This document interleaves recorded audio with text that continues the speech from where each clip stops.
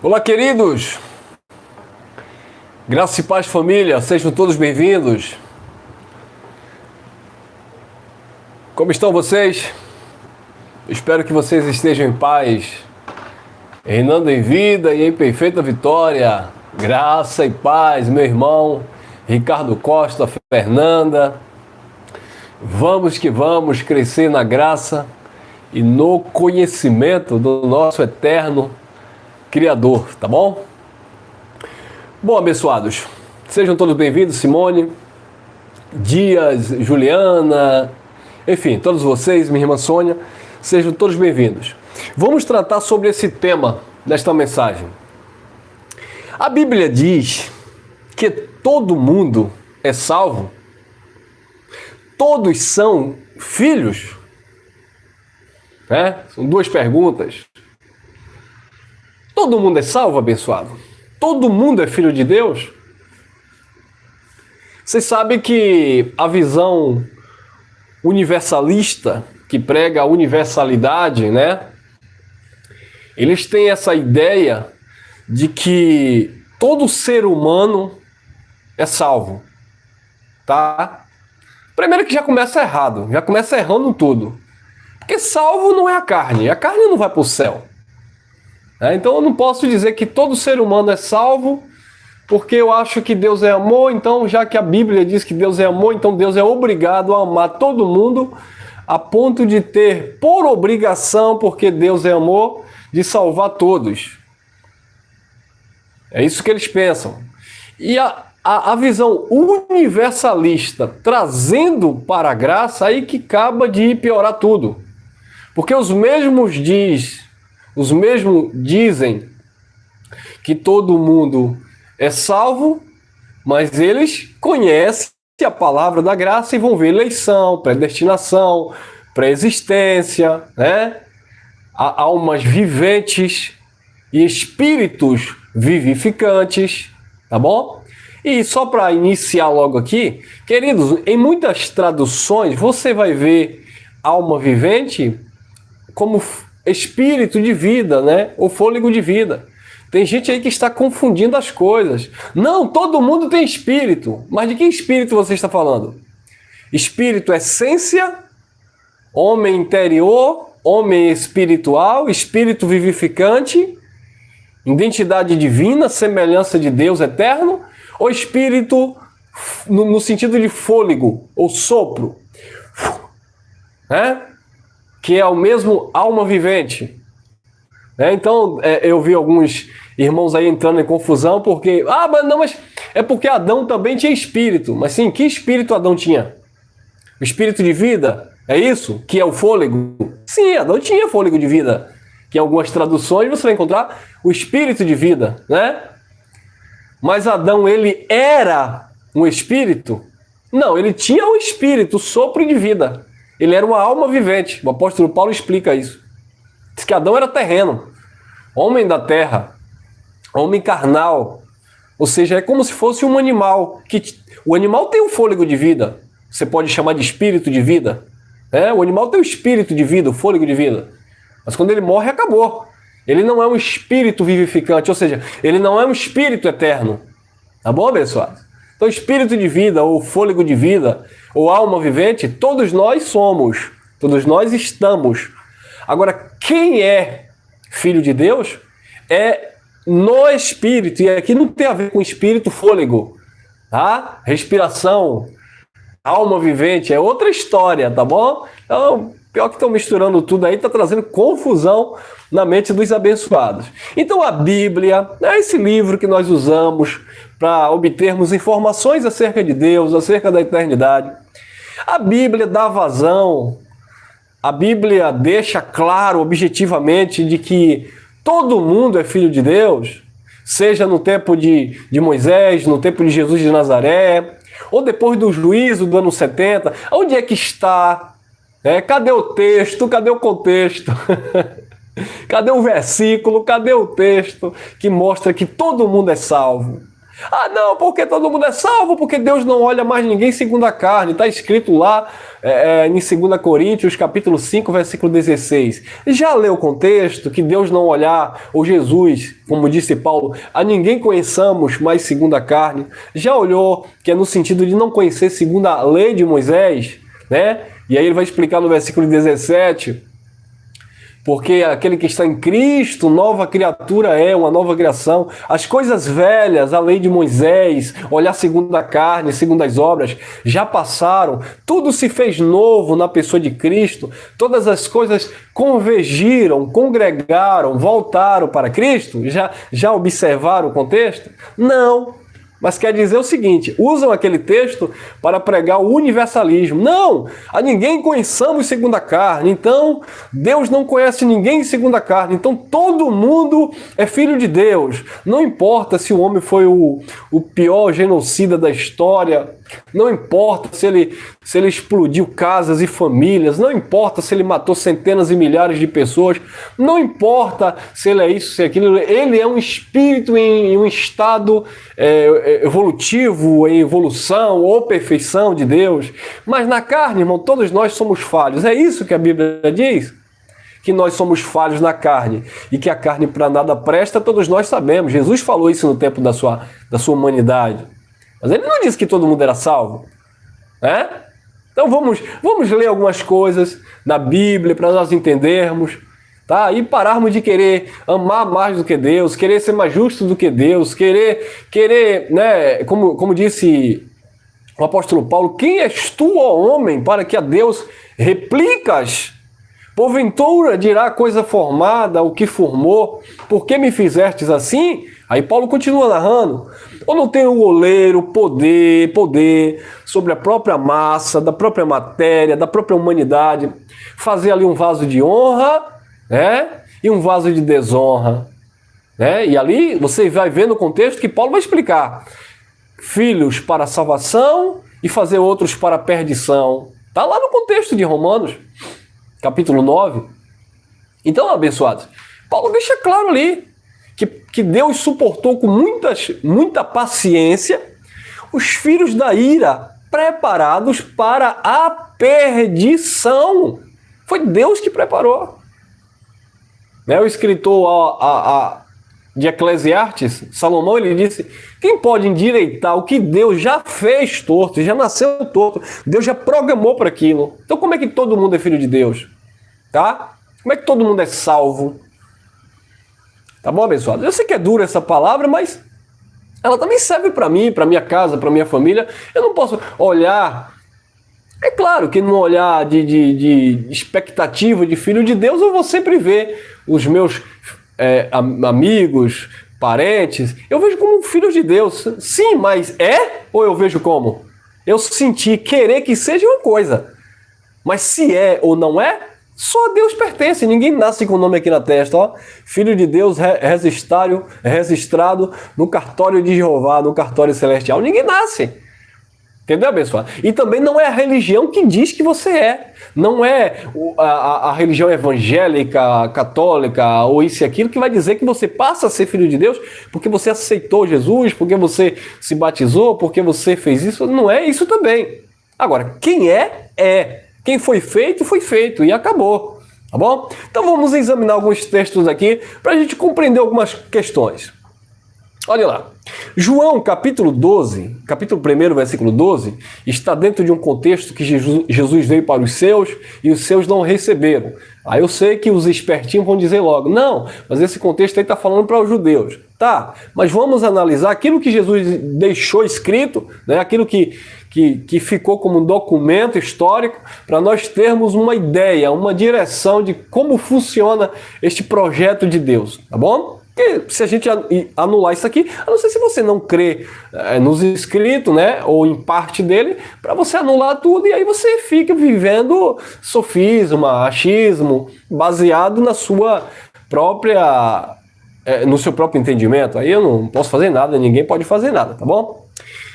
João, capítulo 1, versículo 12. Acompanhe comigo aqui no monitor e vamos lá. Obrigado a você aí que está compartilhando, você que está comentando e deixando o teu like para que essa palavra corra, tá bom? Olha lá. Mas a todos quantos o receberam, deu-lhes o poder de serem feitos filhos de Deus, aos que creem no seu nome. Então observe que o versículo 11 vai dizer, ele veio para os seus, e os seus não receberam, mas a todos quanto receberam, né, creram, aceitaram aquela palavra, creram no Cristo, creram na obra redentora, mas a todos quanto receberam, deu-lhes o poder de serem feitos. Então eles foram feitos o quê? Filhos de Deus. Eles não se tornaram filhos depois que receberam. Eles receberam o poder, a legalidade, o conhecimento de terem sido feitos filhos de Deus. Todos eles, o mundo inteiro? Não, vírgula, aos que creem no seu nome. Paulo disse, na carta de Tito, né, capítulo 1, no versículo 1, Paulo, apóstolo de Jesus Cristo, né, para pregar entre os gentios, etc., para ministrar entre os eleitos, porque a fé pertencia aos eleitos de Deus. Então o que Paulo pregava, todo mundo acreditava. Se todo mundo acreditasse, então todo mundo era filho de Deus. Mas a fé, Paulo disse que era um dom, e um dom é um presente. A fé era um dom, era uma capacidade que Deus deu aos eleitos. E o que eleitos? Escolhidos, selecionados. Então foi isso que Deus fez.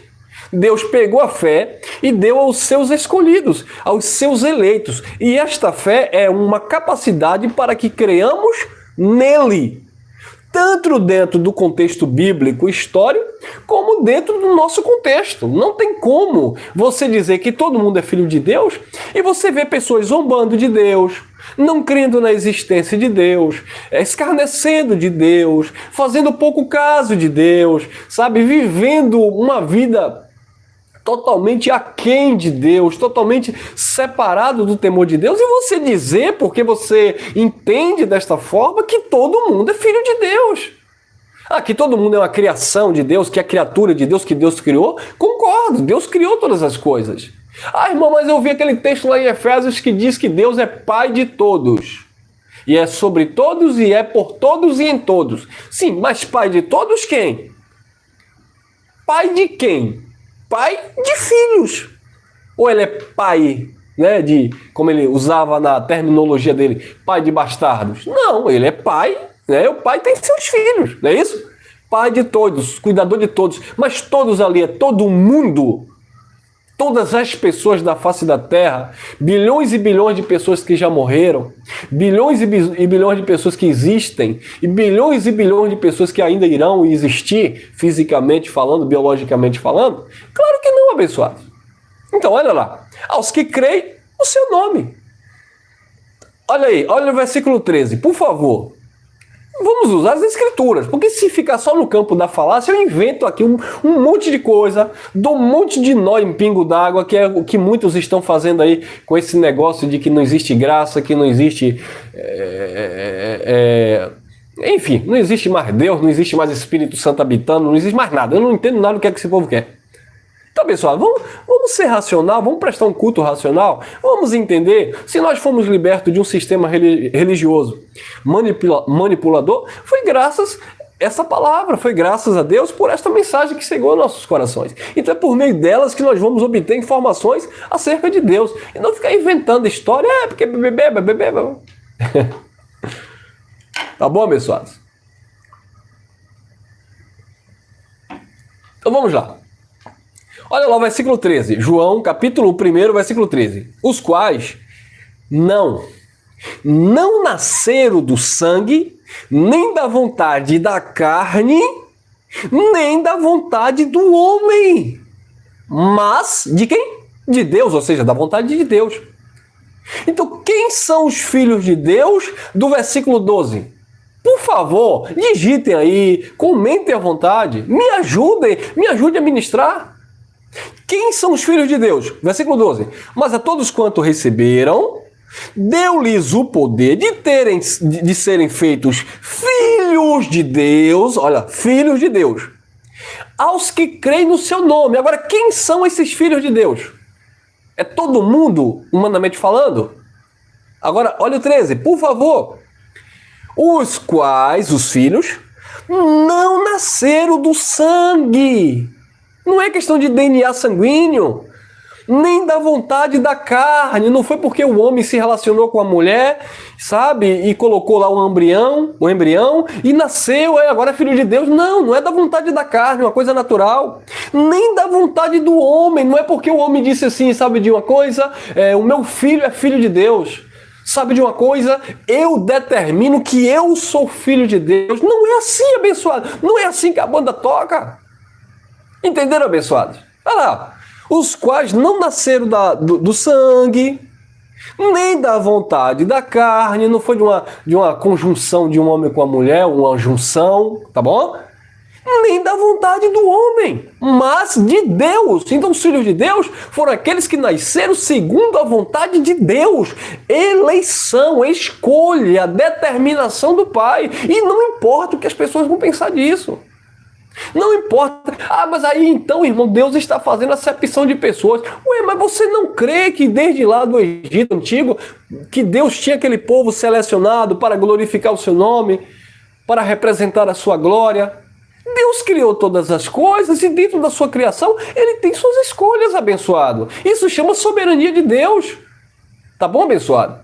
Isso aqui não está falando nada de obras da carne, não está falando quem fez, quem não fez, mesmo porque ele falou acerca dos gêmeos, que não tendo nascido, nem praticado bem ou mal, para que a eleição permanecesse firme, ele amou a Jacó e aborreceu a Esaú.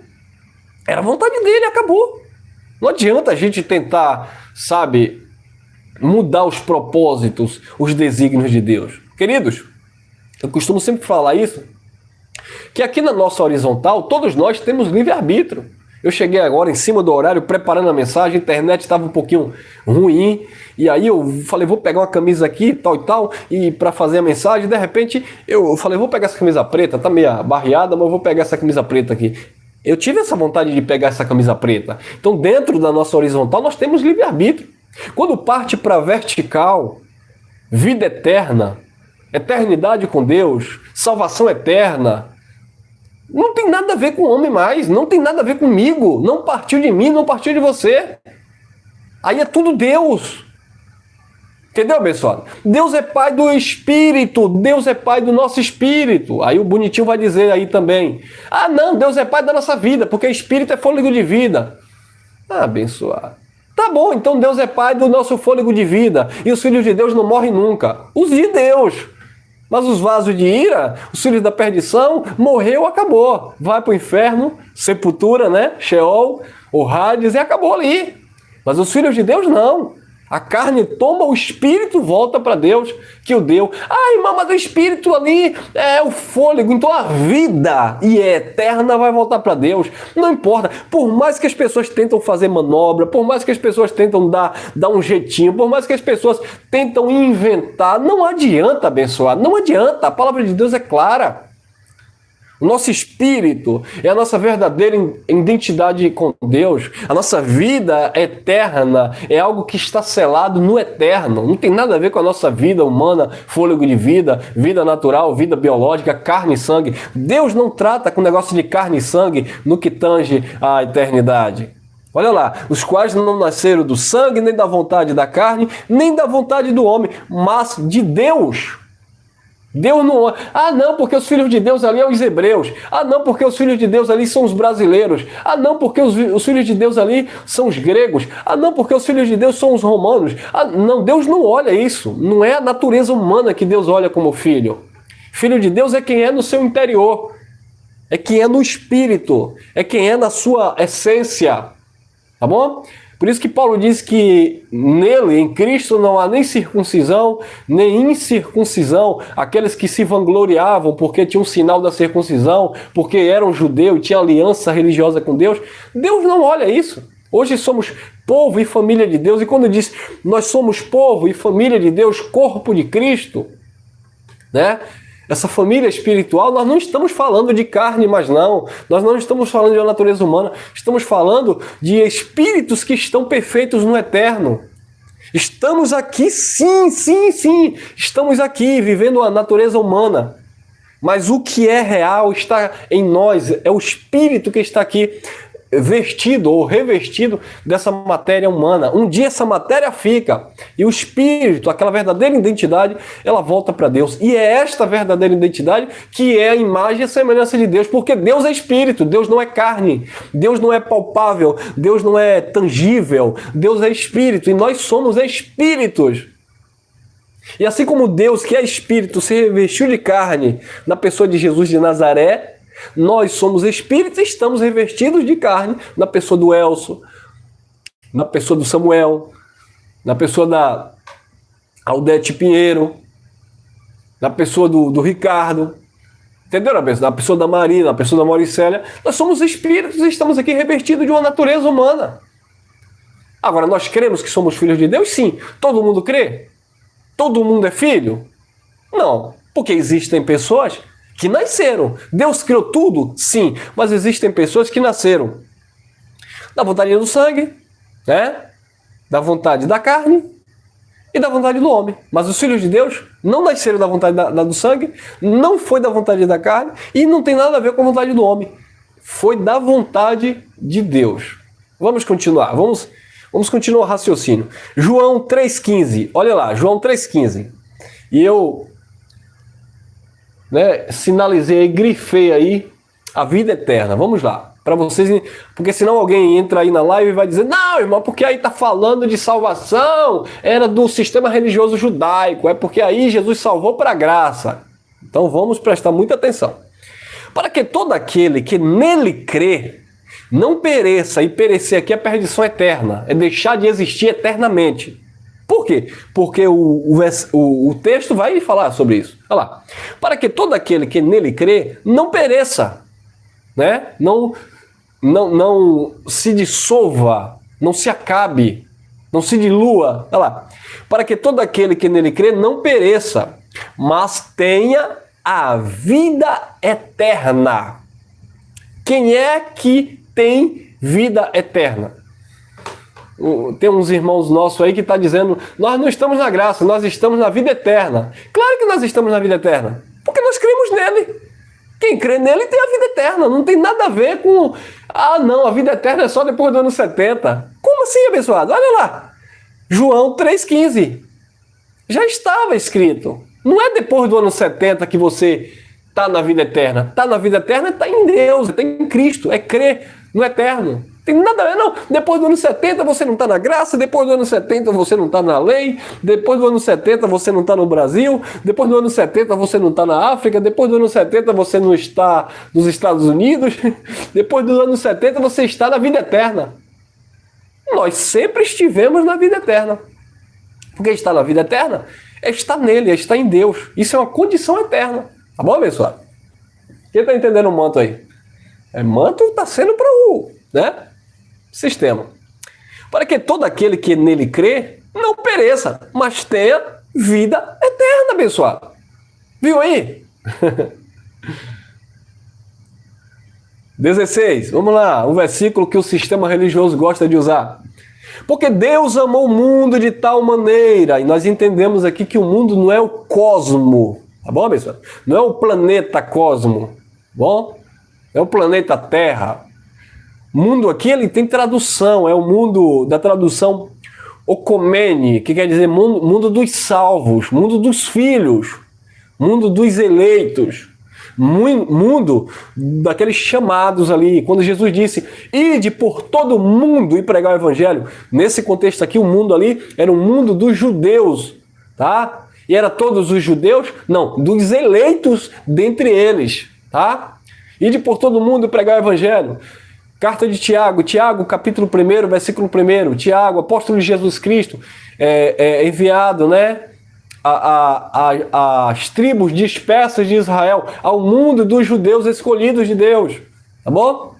É o mundo ocomene, o mundo dos salvos, dos eleitos de Deus. Porque Deus amou o mundo de tal maneira, não é o mundo, porque Deus amou todo mundo, então todo mundo é salvo. Vamos lá. Porque Deus amou o mundo de tal maneira. Nós estamos usando isso aqui como exemplo embora nós não estivéssemos incluso dentro desse contexto histórico, mas como uma base, porque nós cremos e fazemos parte desta filiação, né? Olha lá. Porque Deus amou o mundo de tal maneira que deu seu Filho unigênito, vírgula, para todo mundo ser salvo, para que todo aquele que nele crê, mais uma vez, ó, não pereça, mas tenha a vida eterna. Quem era que cria? Quem era que tinha a vida eterna nesse contexto que nós lemos? Aqueles que acreditavam, aqueles que criam em Deus, aqueles que tinham fé. Tá bom, abençoado? Já disseram que a fé não existe mais, que era só para a igreja do primeiro século? Se a fé não existe mais, como é que o indivíduo vai dizer que é filho de Deus?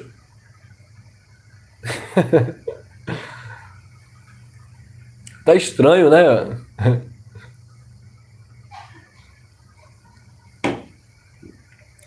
Olha lá.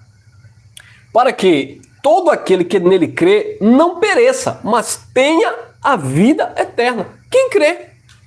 Então como é que nós vamos anular essas passagens e hoje dizer, não, mas hoje é depois do juízo, aqui nesse tempo aqui. Não, mas Jesus não deixou nada dizendo que depois do ano 70, todo mundo agora ia ser salvo, todo mundo ia crer, porque assim como nem todos criam naquela época, nem todos creem hoje, abençoado.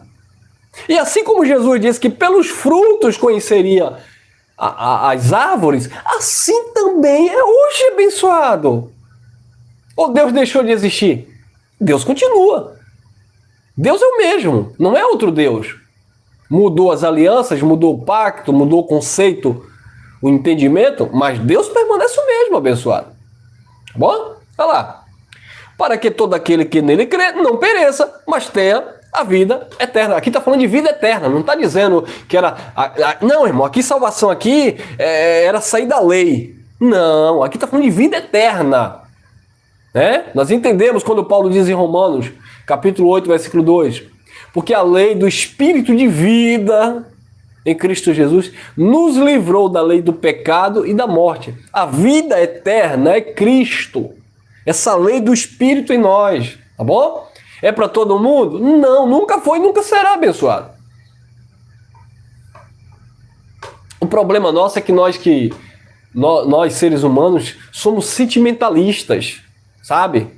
Não, é porque eu não vou entender dessa forma, eu não aceito que seja dessa forma. Mas não é dessa forma, é da forma de Deus. Olha lá, João capítulo 6, 47 e 48, com muita atenção aqui. Olha lá, vamos ver. Olha lá. Na verdade, vos digo que aquele que crê em mim tem o quê? Tem a vida eterna. Eu sou o pão da vida. Foi isso que Jesus disse. Ele não disse que todo mundo tinha vida eterna. Se ele não disse que todo mundo tinha vida eterna no tempo que ele viveu aqui com o seu povo, no tempo que ele transitou entre o seu povo, por que é que depois que o templo caiu, por que é que depois que veio o juízo entre os judeus, ele iria mudar?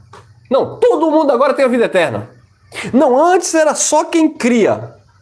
Então Deus estava sendo injusto, porque antes ele estava dando uma condição, só é filho quem crê. Vamos supor assim que ele estava dando uma condição. Quem crê é filho. Aí depois do ano 70, ele disse, sabe de uma?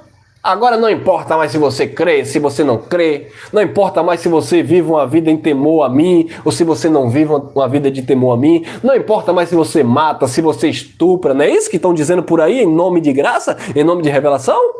Não é esta a visão universalista? Não importa mais se você mata, se você bate, se você é um criminoso, se você é um ladrão. Não estou dizendo que quem faz essas coisas não quer dizer que não é filho de Deus. Pode ser um filho de Deus? Pode. Eu não estou dizendo aqui que o critério é esse. O que eu estou dizendo é que não é todo mundo que é filho.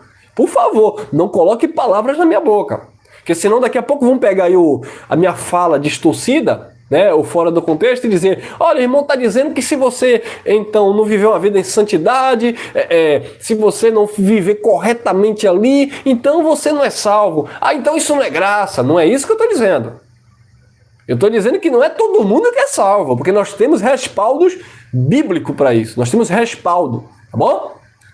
Porque senão é como eu falei, estão falando por aí que se o cara estupra, se o cara faz isso, se o cara mata, faz isso, não importa, ele é um filho de Deus. Não é assim. Bem como também não significa que porque o camarada é bonzinho, ele dá sopa aos pobres, não é porque ele pratica boas obras, que significa também que ele é um filho de Deus para a vida eterna. Não. Não significa isso também. Entenderam, abençoados? Vocês estão entendendo o raciocínio? Porque o conceito de vida eterna não tem a ver com aquilo que você faz de bom ou de mal. Ah, irmão, mas está parecendo contradição. Você acabou de falar que o que faz isso, faz aquilo, não pode ser filho de Deus. Eu não disse isso. Eu só não posso generalizar e com a minha mente carnal dizer para todo mundo, propagar essas inverdades sem fundamento bíblico, dizer que todo mundo é filho de Deus. Não, eu não posso dizer que todo ladrão, assassino, mentiroso, estuprador é filho de Deus, como eu também não posso dizer que todo evangélico, todo católico, todo homem, toda mulher é filho de Deus. Vocês estão entendendo? Por favor, quem está entendendo aí, dê glória.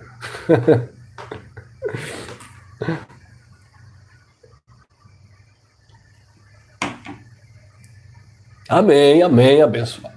Amém. Como é bom a gente entender as coisas, né? Fica fácil a gente entender as coisas. Né? Quando a gente entende, fica fácil.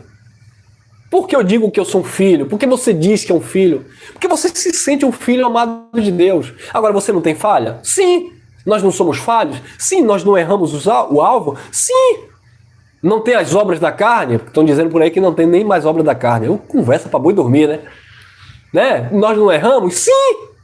Mas no fundo, a nossa consciência não dói quando a gente erra? Fala aí. Quando você faz algo injusto, que você sabe que feriu o caráter de Deus, aquilo não machuca? Sabe? Quando você pratica algo que você sabe, no fundo, que não agradou a Deus. Sabe? Mesmo sendo filho de Deus, você errou. Você sabe que aquilo não agradou ao Pai. Você é um filho. Quantas vezes já conversei, por exemplo, com gays, com homossexuais? E eles conversando comigo, às vezes até me abordavam, né? Me viam em um evento trabalhando de segurança e até me abordavam pra mim, né? Paquerar mesmo. Dizia, rapaz, vem cá, sentava e começava a falar de Cristo. E as lágrimas rolavam nos olhos dessas pessoas. Não só foi uma vez, por isso que eu estou falando no plural. E aí falava de Cristo, e aquelas pessoas se abriam, irmão, ore por mim, minha família é crente, eu era da igreja, eu cantava, eu pregava, só que eu tô nessa vida aí, né, na homossexualidade. Eles diziam para mim, mas a gente via ali que era um filho de Deus abençoado. Entenderam? Vocês estão entendendo?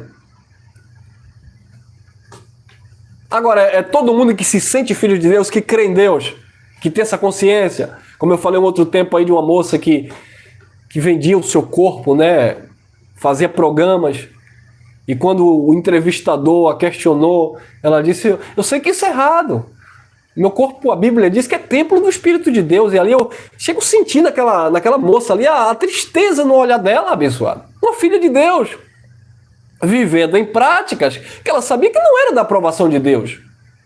Nós vemos ali um manifestar de uma consciência que pesa, que dói. Agora, todo mundo tem isso? Não. Entendeu? Agora eu vou generalizar. Não todo mundo é salvo. Comparar uma pessoa que vive numa prática carnal, que não tem domínio próprio, a pegar uma pessoa maligna, perversa, homicida, estuprador, que faz aquilo conscientemente, habitualmente, e dizer, não, ali na verdade é um espírito perfeito. Olha que contradição, abençoado. Ali é um espírito perfeito. Na carne ele é pecador, mas no espírito ele é um santo. Não existe isso, abençoado.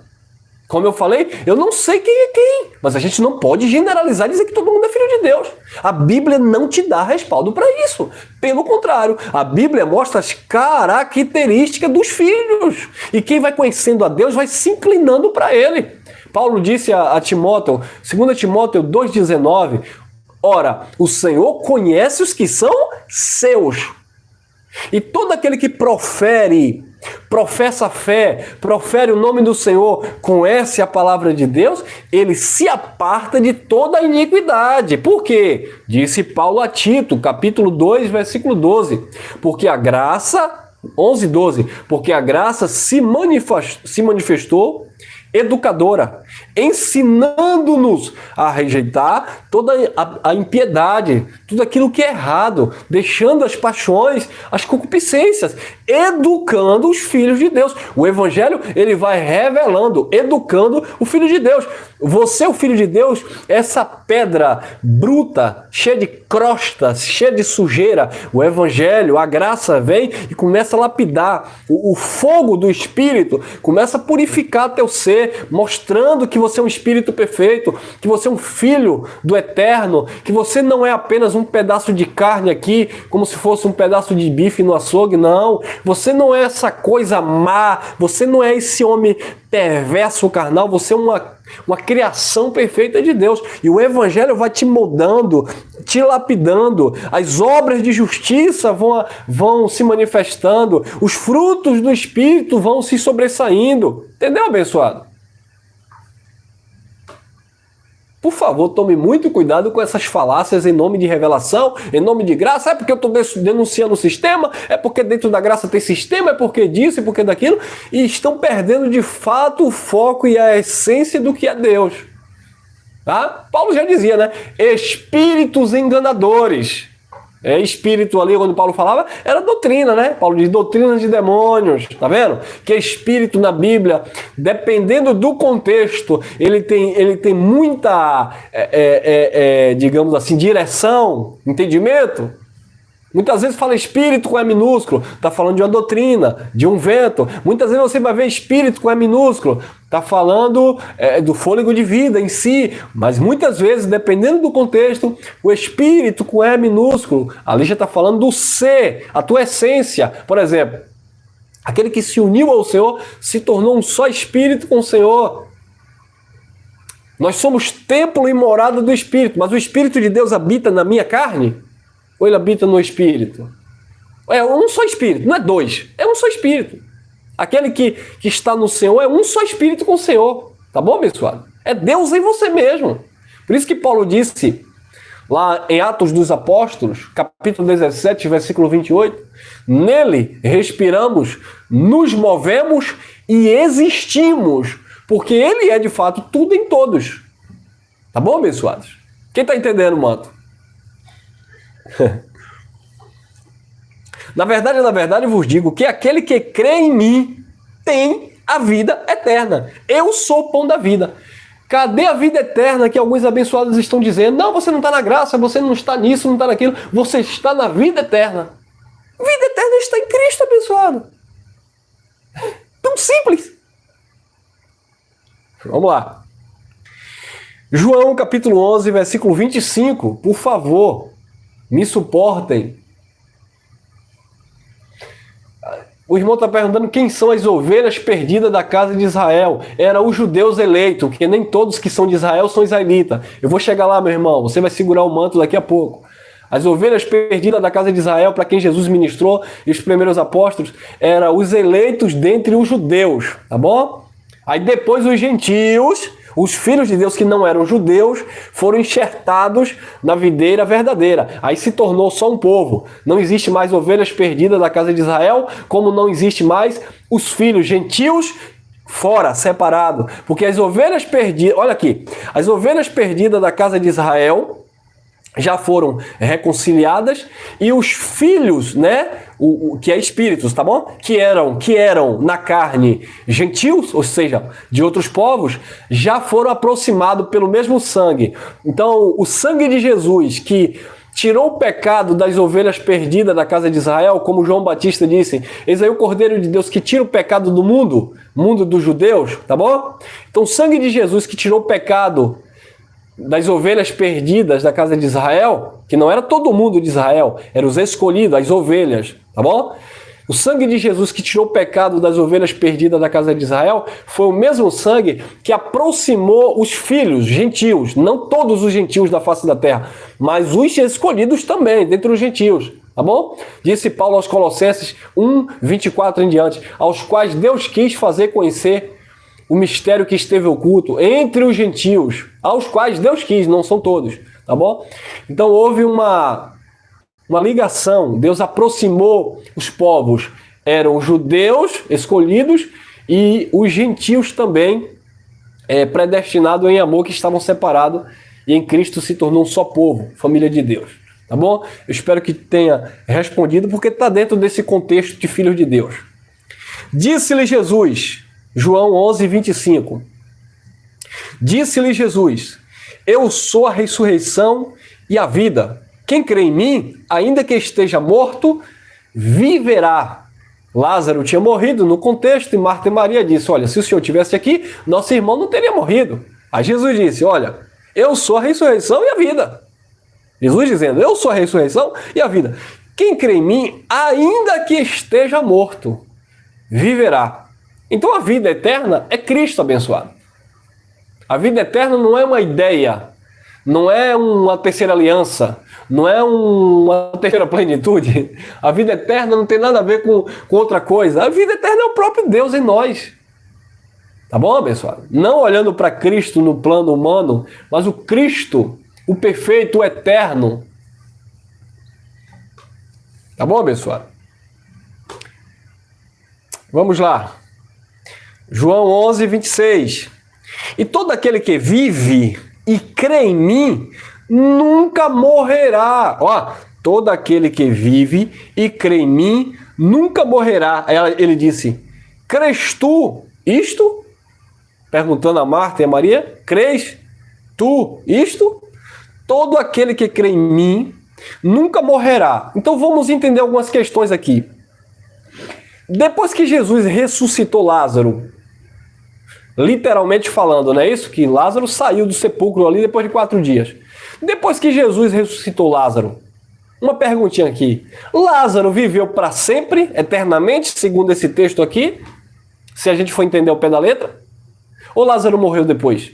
É claro que Lázaro morreu depois, biologicamente falando. Então, parece que um abençoado fez um comentário aqui. O que é alma? Alma é a vida, mas é a vida humana. E esse fôlego de vida, ele morre. Ele vai deixar de existir. Mas olha o que Cristo disse: e todo aquele que crê em mim, e todo aquele que vive e crê em mim, nunca morrerá. Mas Lázaro não morreu biologicamente depois? Sim. Mas quem foi que não morreu? Qual foi a vida que Lázaro não perdeu depois? A eterna. Então, o espírito de Lázaro é eterno.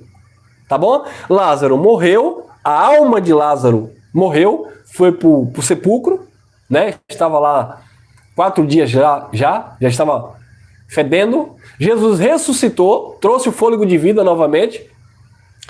Depois, Lázaro morreu. Agora, só que no último dia, houve a ressurreição dos mortos, de um estado de consciência espiritual, que eles estavam submetidos na primeira aliança. E aí, a partir daí, aqueles que criam, que esperavam aquela ressurreição, não morreram mais nunca, porque aí já estava falando de uma vida eterna. Já estava falando daquilo que herdou a eternidade. Lázaro não morreu mais, ou nunca morrerá, como Jesus disse, porque Lázaro herdou a eternidade. Lembra do ladrão da cruz? O da direita e o da esquerda?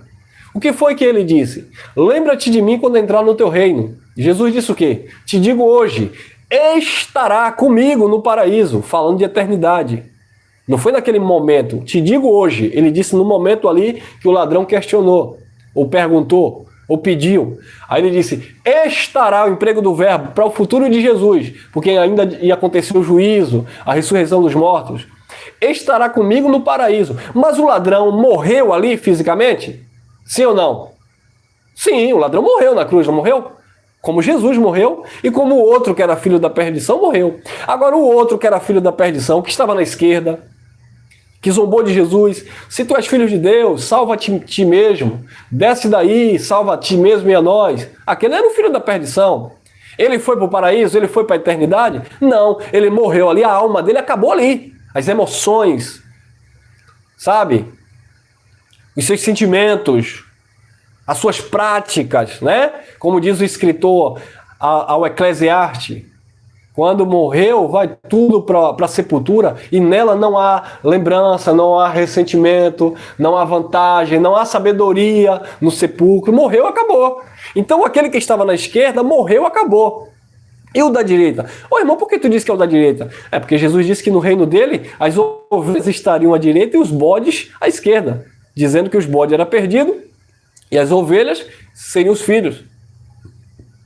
Então Jesus disse, te digo hoje, estará comigo no paraíso, ao da direita. Então aquele herdou a vida eterna.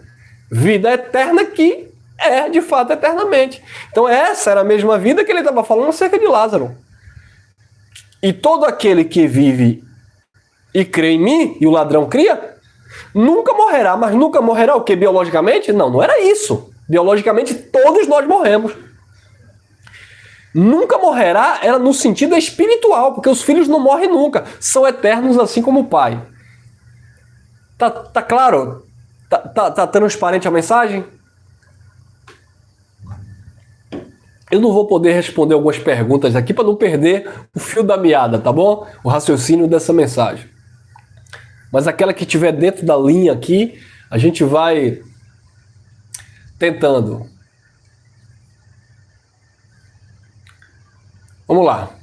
João 17, 3. Olha lá. E a vida eterna é esta. 2 pontos. Então o que é a vida eterna? Qual o conceito de vida eterna? Não, a vida eterna é porque todo mundo é filho de Deus. É isso? Hã? É isso que a palavra diz? E a vida eterna é esta: que te conheçam a ti só, por único Deus verdadeiro, e a Jesus Cristo a quem enviaste. E agora? Todo mundo é monoteísta? Né? Só crê no único Deus?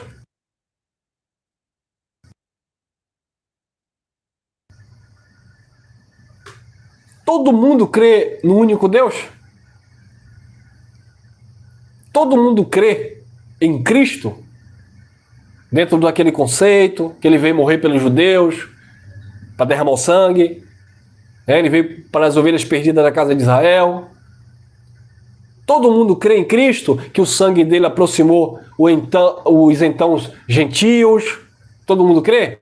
Não, abençoado. Então, e a vida eterna é esta: que te conheçam a ti só, por único Deus verdadeiro, e a Jesus Cristo a quem enviaste.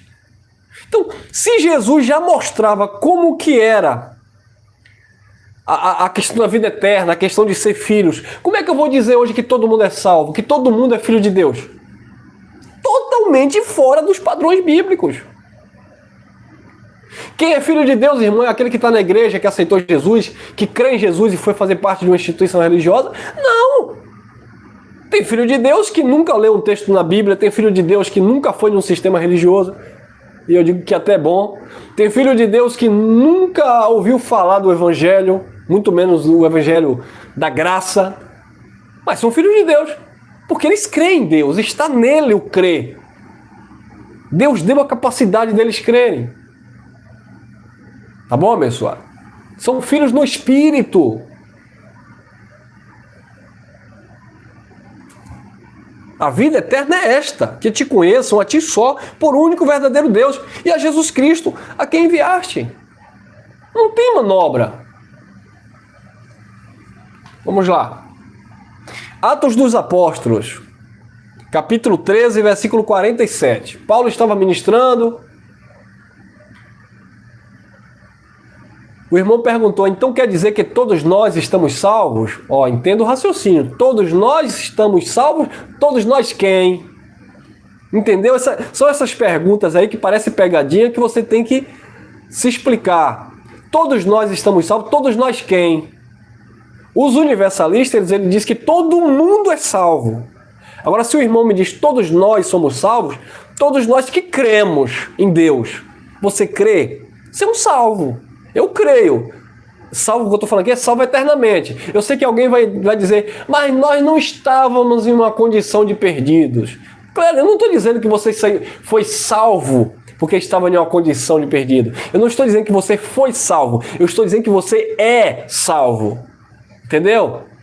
Amém, meu amado? Entendeu? Então é isso, abençoado. Todos nós não fomos salvos. Porque para ser salvo é porque você estava em uma condição de perdido e ele te salvou. E eternamente não tem esse conceito. Nós fomos salvos de um sistema religioso, Nós fomos salvos das obras mortas, nós fomos salvos ou resgatado do engano da religiosidade, nós fomos salvos das inclinações carnais que nos escravizavam, nós fomos salvos dessas questões. Agora, espiritualmente falando, você que crê em Deus, que crê que Deus enviou Jesus dentro do seu contexto para fazer a obra que ele veio fazer, você é salvo. Você não foi, você é. Você é filho. Você é um espírito perfeito. Tá bom, abençoado? Entenderam? Não existe salvação eterna para o teu espírito, porque o teu espírito nunca esteve perdido. Antes do ano 70, antes do juízo, eles estavam separados de Deus dentro de uma condição. Mas depois do juízo, todos os filhos já estão totalmente ligados ao Pai. Estão separados hoje no sentido desse véu. Separado aqui, bem entre aspas, aqui, modo de falar. Porque nós estamos aqui na terra, o Espírito está em nós. O Espírito não vai desencarnar aqui, vai no céu, fala com Deus e volta para aqui. Não. Aí entra agora a questão da mente de Cristo. Andar no mesmo espírito, no mesmo pensamento, que nós podemos também usar a expressão espírito, tá bom? Como disse Paulo aos Romanos, capítulo 8, versículo 9. Aquele que não tem o Espírito de Deus, esse não é dele, que não tem o Espírito de Cristo. Aqui está falando agora de um sentimento espiritual, de andar com ele, de entendê-lo, de ter a mente pensando nas coisas de cima, entendeu? Que essa questão de espírito, ela tem muita variação, muita interpretação dentro de cada contexto. Você é um espírito. A essência, você é um ser, você é um espírito, você não é carne, você é um espírito que está revestido de carne. Você tem fôlego de vida, que pode ser traduzido por espírito, tá bom? Ou alma vivente. E você tem uma mente espiritual, que pensa nas coisas do alto. Você tem a mente de Cristo. Você está sintonizado no espírito. Se comunica, se relaciona. Entenderam, abençoados? É tudo dentro desse pacote.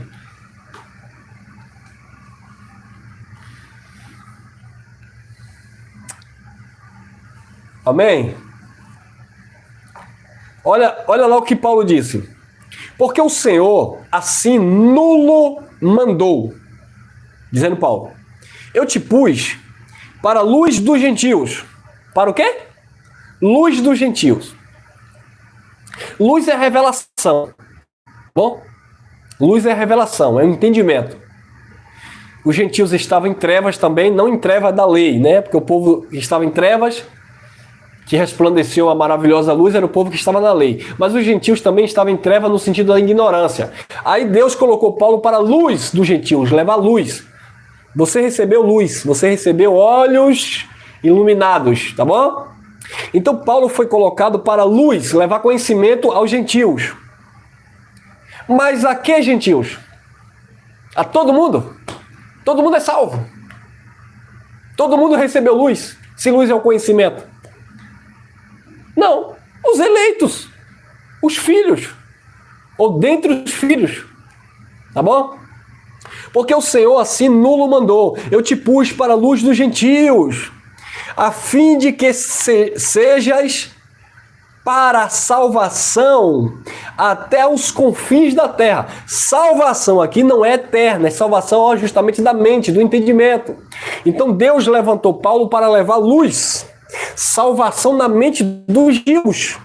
Os filhos de Deus que estavam lá abandonados, perdidos, separados, sem conhecimento, vivendo na ignorância. Aí Paulo foi levantado para levar luz aos gentios. Mas essa luz, ela só funcionou, ou só funciona hoje, na mente dos filhos de Deus. Essa palavra só é luz para o filho. Paulo disse, nós somos o bom perfume de Cristo, cheiro de vida para os que são da vida, filhos, e cheiro de morte para aqueles que são da morte.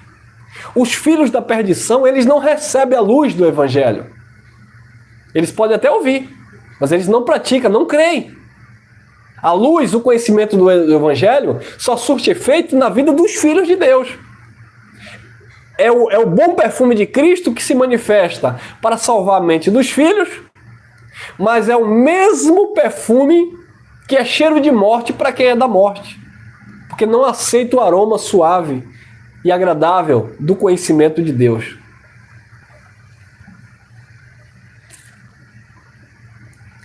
(48) Olha lá.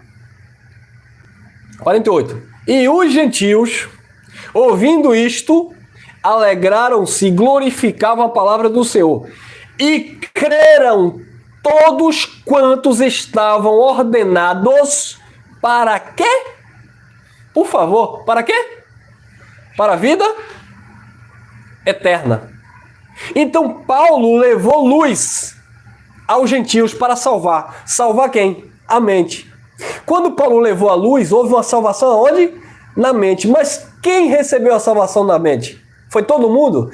Todos os gentios? Não. Quem recebeu a salvação na mente, quem recebeu a luz do evangelho que Paulo levou, foram aqueles gentios que estavam ordenados para a vida eterna. Não foi todo mundo. Não foi todos os gentios. Quem recebeu a luz, quem recebeu a salvação pela palavra, foram aqueles que estavam ordenados, pré-ordenados para a vida eterna. Quem está entendendo? Amém, abençoados? Foram eles que receberam. Então como é que você prega hoje? Se todo mundo recebesse, então todo mundo era salvo. Eu poderia até concordar com o universalismo, se todo mundo que você pregar, todo mundo crê, todo mundo recebeu a palavra, todo mundo recebeu o evangelho, e aí todo mundo naturalmente começar a viver esse evangelho, aí sim, todo mundo é salvo. Mas é todo mundo que recebe? É todo mundo que crê? Não. Então, por que todo mundo é salvo? Então não faria sentido essa palavra, não faria sentido Deus, não faria sentido nada. Romanos capítulo 9, versículo 6, corta para mim. Não que a palavra de Deus haja faltado. Tá bom? Não que a palavra de Deus haja faltado. Porque nem todos os que são de Israel são o quê? Israelita. Lembra que o irmão fez uma pergunta aí? Deus veio para as ovelhas perdidas da casa de Israel. Entre o povo de Israel havia quem era filhos e havia também quem não era filhos. Entre o povo de Israel havia ovelhas, filhos, e havia bodes. Entre o povo de Israel havia trigo e havia joio. Entre o povo de Israel havia a boa semente e havia a má semente. Entre o povo de Israel havia vaso de honra, vaso de desonra. Entre o povo de Israel havia filhos da ira, ou filhos da salvação, e filhos da perdição, filhos da ira. Entre o povo de Israel havia filhos do reino e filho do diabo, filho das trevas. Entre o povo de Israel havia esses dois grupos, essas duas classes, filhos da carne e filhos do espírito. Filhos de Deus, espíritos eternos, e filhos da carne, criação de Deus. Deus criou todas as coisas, mas que não eram eternos. Tá bom, pessoal? Mesma coisa entre os gentios. Sempre houve e sempre haverá pessoas que vão nascer com a identidade espiritual, que já nasce salvo e morre salvo, e pessoas que vão nascer biologicamente, cumprir um propósito, pode até ser um bom pai de família, uma boa mãe, tal e tal, ser uma pessoa tranquila, mas não recebeu a herança eterna. Tá bom? Então nós não podemos generalizar. Tá bom? Não que a palavra de Deus haja faltado, porque nem todos que são de Israel são israelitas. 7. Nem por serem descendência de Abraão, são todos filhos. É porque descendentes de Abraão são todos filhos? Lembra quando Jesus disse assim, João 8, 42 em diante. Por que vocês não recebem a minha palavra? Por que vocês não entendem a minha palavra? Por que vocês não suportam a minha palavra? Vocês não podem suportar a minha palavra porque vocês têm por pai o diabo, que é homicida e pai da mentira desde o princípio, falando de uma natureza adâmica, caída. Estou falando ali de Adão, o homem carnal, tá bom? E aí, eles disseram, não, nós não somos filhos de prostituta. Nós não somos filhos bastardos. Nós temos um pai, olha, que é Abraão. Eles disseram que era filho de Abraão. É? nem por serem descendência de Abraão, são todos filhos. É porque a descendência de Abraão são todos filhos? Lembra que Abraão teve um filho chamado Ismael, com a egípcia Agar? Quando Deus pediu o filho, Deus pediu quem? Para Abraão sacrificar. Abraão, sacrifica teu filho, teu único filho, Isaque. Porque o filho de Abraão, o filho da promessa, que era o filho de Deus, né? O filho de Abraão era o filho que Deus havia prometido, era o filho espiritual, não era filho carnal. O primeiro filho carnal de Abraão foi Ismael, mas Deus disse, sacrifica o teu filho, o teu único filho, Isaque. Ué, mas não tinha já Ismael? Tinha, mas Deus não via Ismael como filho de Abraão, ou seja, Deus não via Ismael como filho dele, como filho de Deus. Isaque era que era filho de Abraão. Isaque era o que era filho da promessa. Isaque era o que era filho de Deus. Isaque era o que representava a semente de Cristo. Entenderam, abençoado? Então os filhos de Deus representam a eternidade. Os filhos da carne existem biologicamente, mas não são eternos. Tá bom? Nem por serem descendência de Abraão, são todos filhos, mas em Isaque será chamada a tua descendência. Viu aí? Agora, olha isso aqui, olha a bomba nisso aqui. Olha isso aqui. Olha como é que as pessoas vão dizer que não existe filhos. Como é que estão dizendo que o Filho de Deus não é um espírito? Não, porque não existe espírito revestido de carne. É porque não existe. Não existe o quê, abençoado? Se tu tá falando isso, se tu crê nisso, então tu é um filho da perdição. Está indo de encontro à palavra de Deus. Está pregando contra isso. Aquilo que nós professamos que cremos. É melhor logo se denominar cético, ateu, aí fica melhor. Tudo bem. Mas dizer que não existem os espíritos, os filhos de Deus, que são revestidos de carne, que são eternos, que não morrem nunca, aí já é o cúmulo do absurdo. Isto é, não são os filhos da carne. Hã? O quê? Vou até tomar uma água com uma dessa.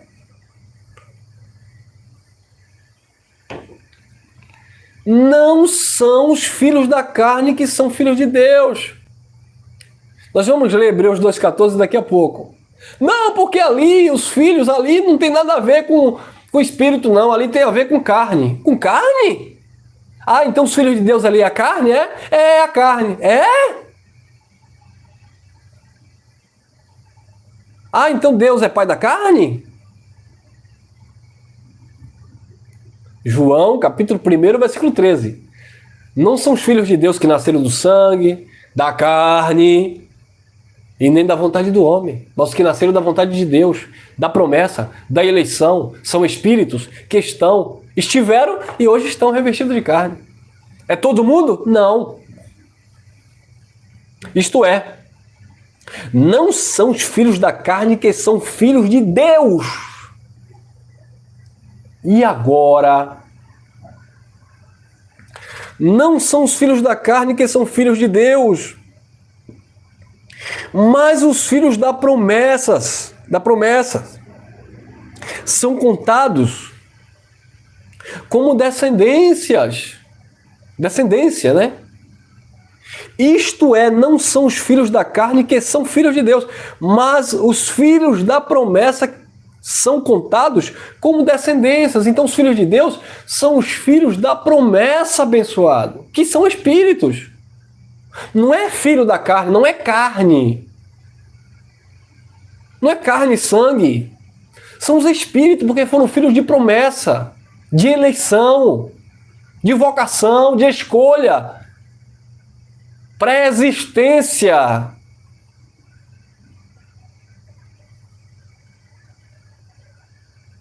Entenderam? Hebreus 12:8. Estamos acabando, aguenta só um pouquinho aí. GG acho que já está online aí, mas aguenta um pouquinho aí. Hebreus 12:8. Olha lá. Mas, se estáis sem disciplina, da qual todos são feitos participantes, sois então bastardos e não filhos. Captou a mensagem? Agora olha o 9.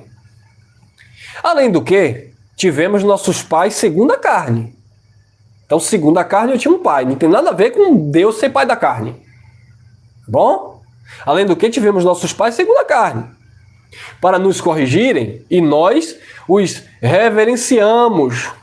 Não nos sujeitaremos muito mais ao Pai dos Espíritos para vivermos? Pai dos Espíritos aqui não tem nada a ver com fôlego de vida, abençoado. Espírito aqui tem a ver com essência. Você é um espírito. Entendeu, abençoado? Espírito aqui não tem nada a ver com o corpo físico que respira. Não tem nada a ver aqui com a alma vivente. Espírito aqui você é. Você é um espírito. E Deus, não foi isso que Jesus de Nazaré falou para a mulher samaritana? Deus é espírito. Não foi isso? E os verdadeiros adoradores adoram o Pai aí, ó, em espírito e em verdade, com uma consciência espiritual, com a mente de Cristo. Porque o Filho de Deus, os verdadeiros adoradores, eles entendem que eles são espíritos. Por que é que Deus corrige na carne e não no espírito? Porque você está vivendo com a natureza humana, onde Deus ministra na tua mente, na tua alma. E Ele vai te disciplinar na carne porque o teu espírito não sente dor, o teu espírito não se perde, o teu espírito não chora, o teu espírito não dá risada, tá? O teu espírito não tem sono, o teu espírito não tem fome. Então Ele vai disciplinar na carne, naquilo que nós sentimos. Quem era Jesus de Nazaré no deserto? Por favor. Quem era Jesus de Nazaré? Jesus de Nazaré, carne. Quem estava nele? Deus, o Espírito. Jesus sentia fome no Espírito?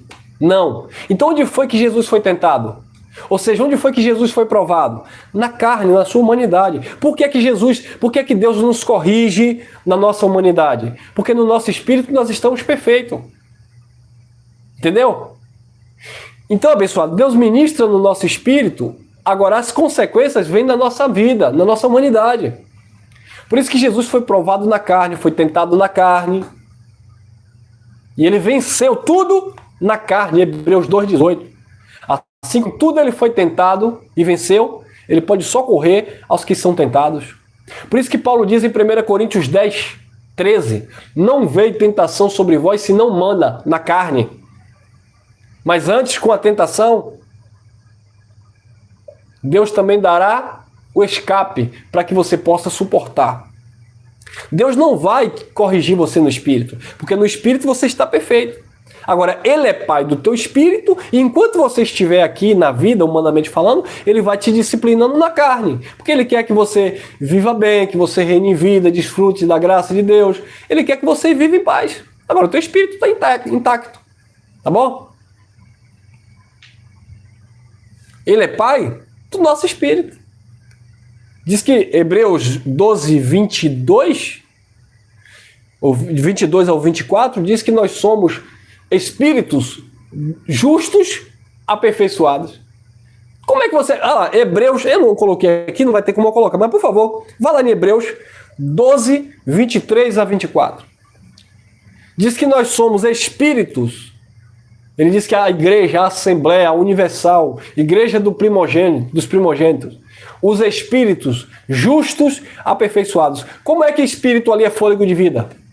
Fôlego de vida justo? Como é que justifica um fôlego? E como é que aperfeiçoa o fôlego de vida? Não, abençoado. Está falando de uma essência do que você é. Um espírito justo, perfeito, totalmente aperfeiçoado.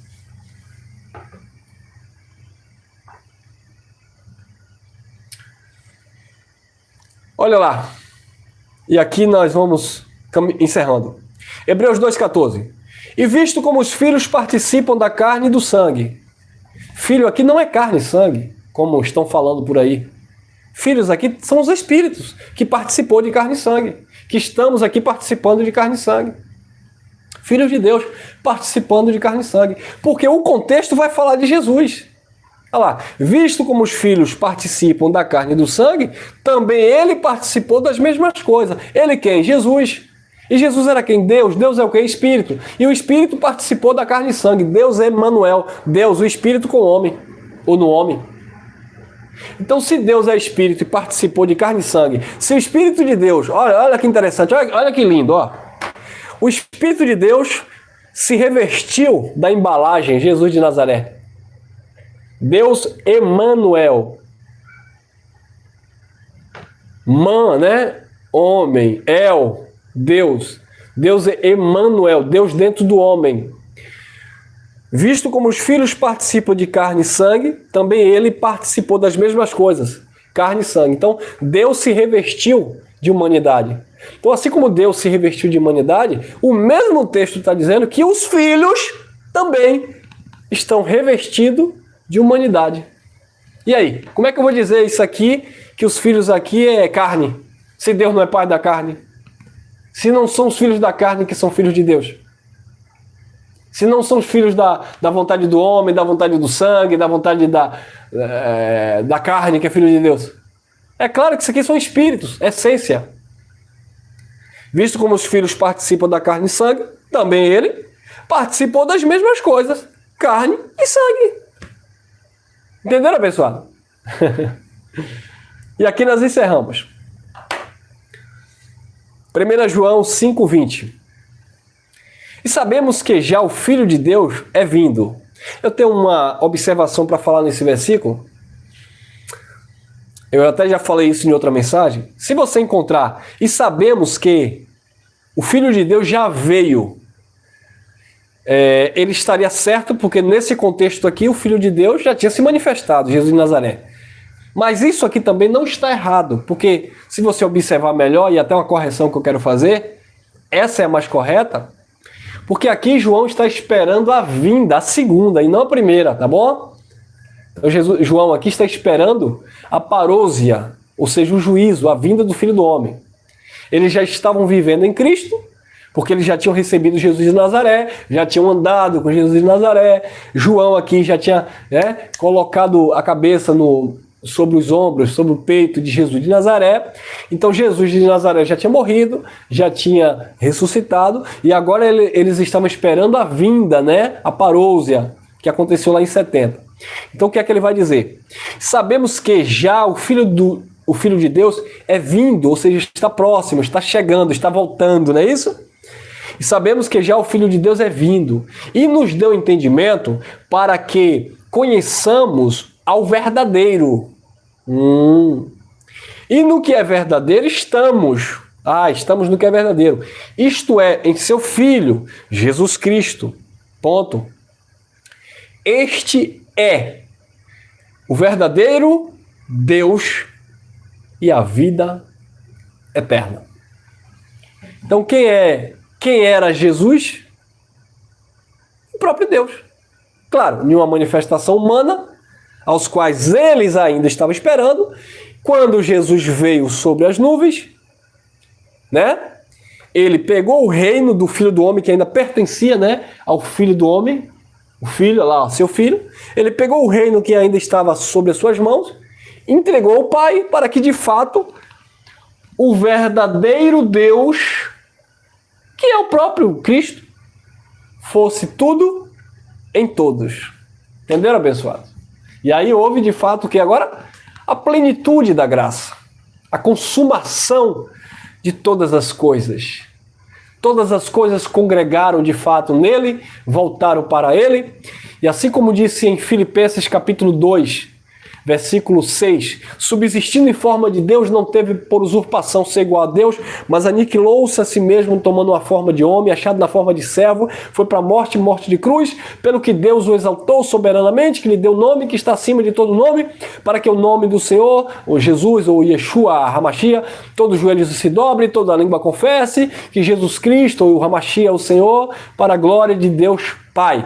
Então, ele se manifestou como homem, mas na vinda, na parousia, disse João, este é o verdadeiro Deus, a vida eterna. Ele entrega o reino ao Pai, assume ou reassume o seu trono de glória para que de fato ele seja Deus sobre tudo e sobre todos, porque não existe um Deus de três cabeças, não existe Deus Pai, Deus Filho e Deus Espírito Santo. O que existiu foi três manifestações e agora só existe uma única manifestação, que é o único Deus bendito eternamente, que é a manifestação do próprio Espírito, porque o Senhor é o Espírito, e onde há o Espírito do Senhor, aí há liberdade. Você tem liberdade de Deus, você está na plenitude da graça, você está reinando em vida e em perfeita vitória, você é e tem a vida eterna, porque você é de Deus, você é um filho de Deus, você é um Espírito aperfeiçoado. Morreu a carne, sepultura, acabou. O Espírito que veio de Deus voltará para Deus. Amém, abençoados? Eu espero que essa mensagem tenha te edificado, que a graça e a paz esteja com o teu coração e tome cuidado, tá bom? Com os ventos de doutrina. Chega do sistema religioso que já nos enganou por tanto tempo. E uma coisa que eu peço aos abençoados, não me julgue pela minha forma de me expressar, pelo meu jeito de falar, que muitas vezes você não se identifica com o pregador. E aí você comete um erro gravíssimo. Eu não estou defendendo a minha pessoa, não. Eu estou falando em todas as esferas. Muitas vezes você não se identifica com aquele orador, com aquele palestrante, em qualquer área da vida. Um professor universitário, um professor de qualquer área, de setor acadêmico, qualquer coisa.